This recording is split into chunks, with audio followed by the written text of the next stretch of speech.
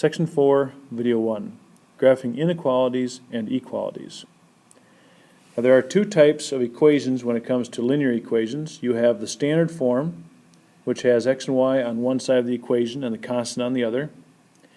And that form is used primarily when you are trying to find x and y intercepts.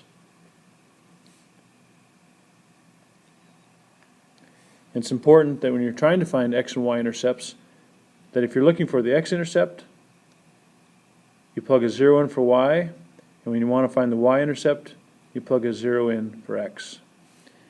Now, if you solve the standard form equation for y, you get slope-intercept form. And the slope-intercept form is preferred because it tells you the slope right in the equation, it tells you the y-intercept right in the equation, and to graph a line, all you need is 2 points. So you can graph a line using these two pieces of information or these two pieces of information.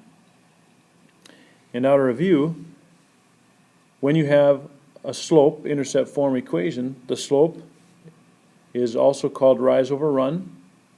If you have a graph, you can find the slope pretty easily, but if you're given two coordinates, like this one has x, y, y1, or x1, y1, and x2, y2, you can use the slope formula to find slope.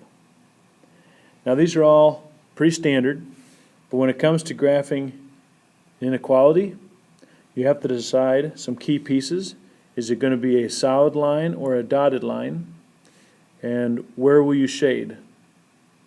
And a brief review of that is if you have a greater than or a less than symbol, the line will be dotted.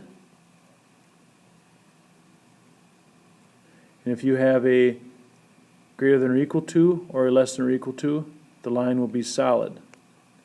There are two ways to decide where you're going to shade, because when you draw a line, you're creating what I call a railroad track, and you have to decide which side of the railroad track will you shade.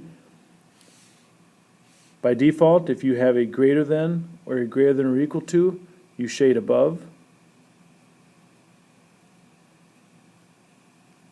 If you have a less than or equal to, you will shade below.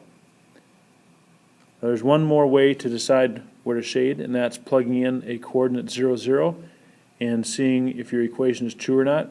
I'll cover that later in some examples.